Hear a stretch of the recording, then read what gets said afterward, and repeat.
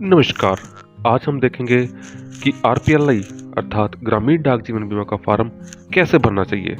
जैसा कि हम जानते हैं कि ग्रामीण डाक जीवन बीमा भारतीय डाक विभाग की एक बहुत ही फायदेमंद योजना है, लेकिन फॉर्म भरने में कुछ मिस्टेक्स के कारण हमें पॉलिसी लेने या क्लेम लेने में समस्याओं का सामना करना पड़ सकता है। इसलिए जरूरी हो जाता है कि ग्रामीण डाक जीवन बीमा का फॉर्म हम सावधानी पूर्वक भरें। तो आइए देखते हैं कैसे भरना चाहिए ग्रामीण डाक जीवन बीमा का फॉर्म। इस फॉर्म में सबसे पहले ऊपर दाएं हाथ में एक पासपोर्ट साइज फोटो लगाने का स्पेस दिया गया है। यहाँ पर आरपीएलआई करवाने वाला व्यक्ति अपनी एक recent passport size photo paste करेगा। इसके बाद फॉर्म में जो पहला कॉलम हमारे पास आता है वो है एडवाइजर कोड और एडवाइजर नेम। तो यहाँ पे आरपीएलआई करने वाला एडवाइजर अपना एडवाइजर कोड और अपना नाम साफ साफ अक्षरों में भरेगा। इसके बाद नेक्स्ट कॉलम है वो डेट्स होती हैं जिस दिन आप फॉर्म भर के किसी डाकघर में जमा करते हैं। तो इसके बाद नेक्स्ट कॉलम आता है प्रोडक्ट या पॉलिसी टाइप। तो किस टाइप की पॉलिसी लेना चाहते हैं तो हमें उस टाइप पे टिक करना है। Next column proposer's detail. यहाँ आरपीएलआई करवाने वाला व्यक्ति अपना नाम, Aadhaar card, PAN card, father's name, gender, date of birth, marital status साफ साफ अक्षरों में भरेगा।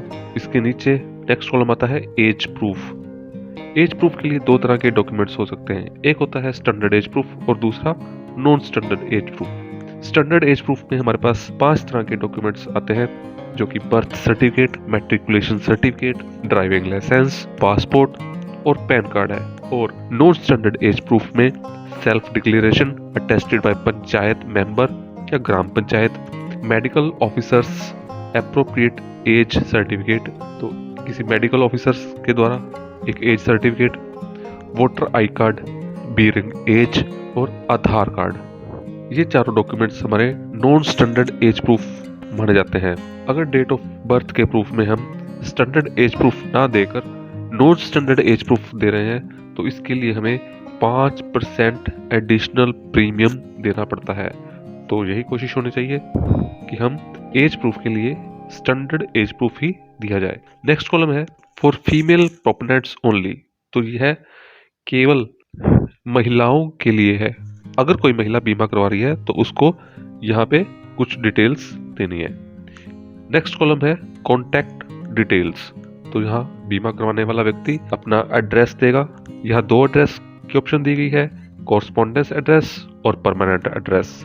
तो अगर आपके कॉरस्पॉन्डेंस और परमानेंट एड्रेस सेम है तो यहाँ पे एक ऑप्शन दी गई है tick here if permanent address is same, ताकि डाक विभाग द्वारा जरूरत पड़ने पर हमें आसानी से संपर्क किया जा सके और आरपीएलआई की ऑनलाइन फैसिलिटीज का फायदा उठाने के लिए भी हमें मोबाइल नंबर और ईमेल आईडी देना जरूरी हो जाता है। नेक्स्ट कॉलम है proposals occupation and income detail. तो यहाँ पे अपने व्यवसाय की जानकारी देंगे और इसके बाद पैन नंबर और मंथली इनकम की जानकारी साफ साफ अक्षरों में भरनी चाहिए। Nominee detail. बीमा करवाते वक्त हमें हमेशा अपना नॉमिनी जरूर देना चाहिए। इसके साथ ही यहाँ पर नॉमिनी की कुछ अन्य जानकारी देना भी हमारे लिए ठीक रहता है, जिसमें कि नॉमिनी का address, gender, date of birth, Aadhaar card, relationship, share of nominee.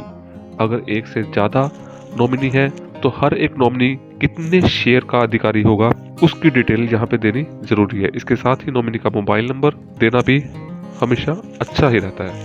Next column है appointee detail if nominee is minor. अगर हमने किसी माइनर को नॉमिनी बनाया है तो उसके लिए हमें एक अपॉइंटी देना जरूरी हो जाता है। यहाँ पर हमें देना है अपॉइंटी का नाम, relationship with minor, appointee male या फीमेल है और अपॉइंटी की डेट ऑफ बर्थ। और इसके साथ ही अगर हम उसका मोबाइल नंबर भी देते हैं तो ये हमेशा भविष्य के लिए उपयोगी रहता है। Next column is additional policy detail.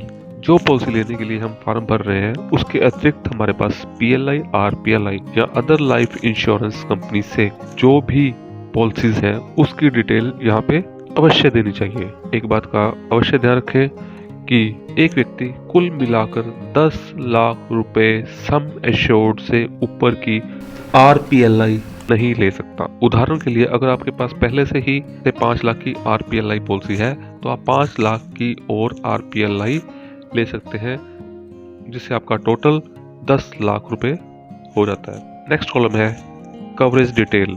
Coverage detail में सबसे पहली जानकारी है एज एट मैच्योरिटी।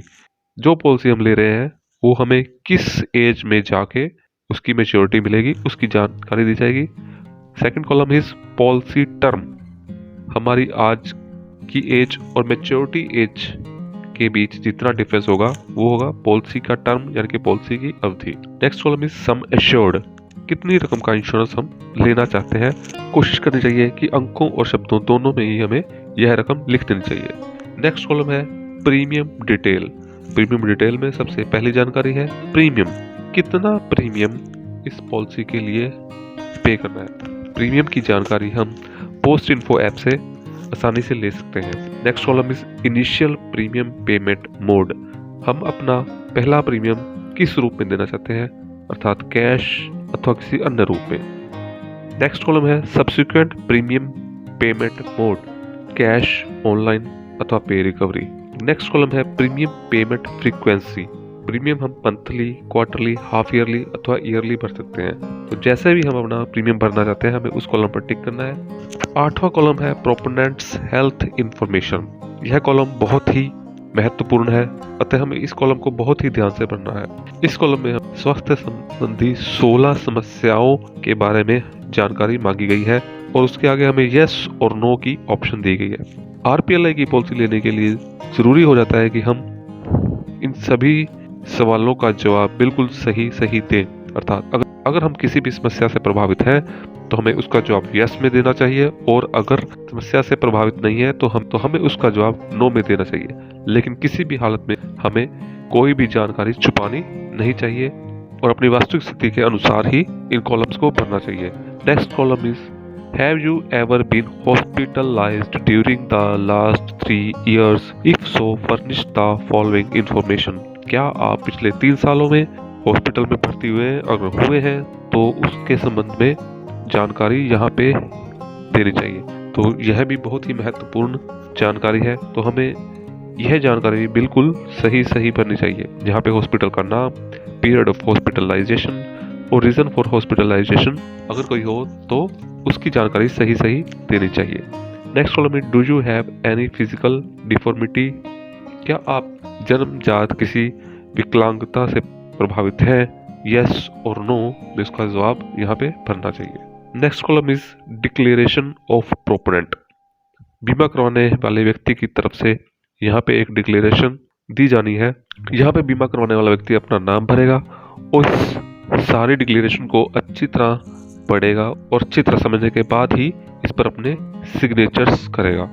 इस डिक्लेरेशन में बीमा करवाने वाला व्यक्ति 4 जगह अपना नाम भरेगा और डिक्लेरेशन के अंत में प्रोपोनेंट सिग्नेचर्स और थंब इंप्रेशन के कॉलम में अपना सिग्नेचर्स करेगा अथवा अपने अंगूठे का निशान लगाएगा और इसके साथ ही फॉर्म भरने की डेट और डिक्लेरेशन की डेट यहाँ पे भरेगा। अगला कॉलम है declaration in case of proposer is illiterate. अगर बीमा करवाने वाला व्यक्ति निरक्षर है तो कोई अन्य व्यक्ति बीमा करवाने वाले व्यक्ति को इस फॉर्म की संपूर्ण जानकारी देगा और यहाँ पर अपना नाम भरेगा और अपने सिग्नेचर्स करेगा। यह व्यक्ति बीमा करवाने वाले व्यक्ति का विश्वास पात्र होना चाहिए और इसकी आइडेंटिटी को आसानी से पहचाना जा सके। यहाँ घोषणा करने वाला व्यक्ति अपना नाम लिखेगा, अपना एड्रेस और डेट भी लिखेगा। Next column is declaration by agent और सेल्स पर्सन। तो यहाँ पे सेल्स एडवाइजर्स अपनी डिटेल भरेगा, अपना नाम भरेगा, अपना कोड, अपना डेजिग्नेशन और अपने एसओ अथवा बीओ का नाम और अपने डिवीजन का नाम, और इसके साथ ही नीचे निर्धारित स्थान पर अपनी स्टैंप लगाएगा और अपने साइन करेगा और साथ ही डेट, मोबाइल नंबर और ईमेल आईडी को भी भरेगा। Next column is medical examiners certificate. तो यहाँ पर मेडिकल एग्जामिनर बीमा करवाने वाले व्यक्ति की जांच करने के बाद सिग्नेचर ऑफ प्रोपोनेंट की जगह पर बीमा करवाने वाले व्यक्ति के सिग्नेचर्स करवाएगा और साथ ही सिग्नेचर ऑफ मेडिकल एग्जामिनर की जगह पर अपने सिग्नेचर्स और स्टैंप लगाएगा। RPLI फॉर्म का एक बहुत ही इम्पोर्टेंट पार्ट है confidential report to be completed by the RPLI agent और sales force.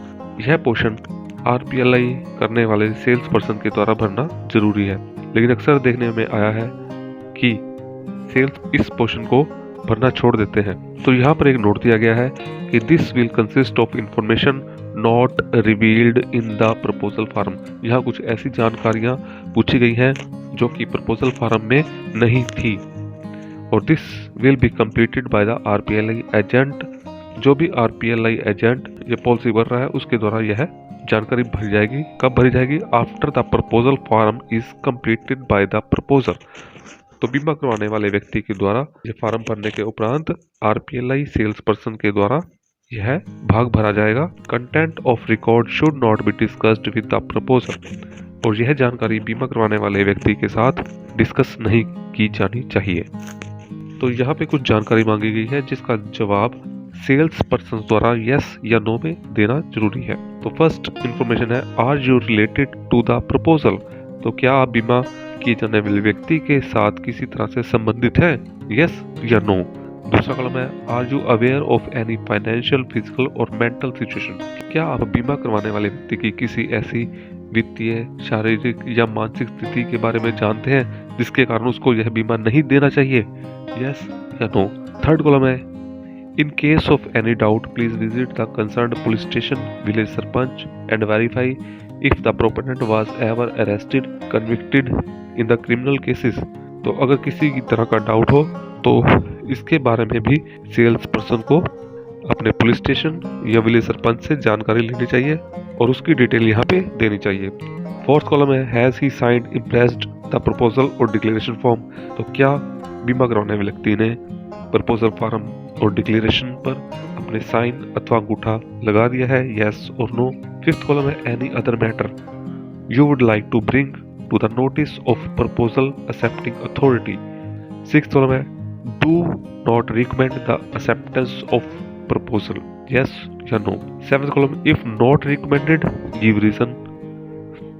Eighth column, have you correct, verified and checked age proof produced by the proposal. Yes और no. नौवां column है, have you enquired about the general health condition of the proposer and confirm that he is not suffering from any serious terminal illness. Yes और no. 10वां column है, has the required medical test examination of the proposal being carried out by the authorised medical examiner and is found fit. Yes और no. 11th column, please confirm that confidential report has been written by you after the completion of proposal form by the proposal. Confirm or not confirm. Part 2 है, confidential report has not been divulged to proposal or discussed with him. Confirmed or not confirmed. इसके बाद बीमा करने वाले sales person द्वारा निर्धारित स्थान पर अपनी स्टैंप लगाई जाएगी और अपने सिग्नेचर्स किए जाएंगे, साथ ही अपना mobile number, proposal date and date of declaration, तो ये डेट्स और कोड भी लिखा जाएगा। आशा है दी गई जानकारी आपको अच्छी लगी होगी और आपके लिए काफ़ी उपयोगी साबित होगी। धन्यवाद।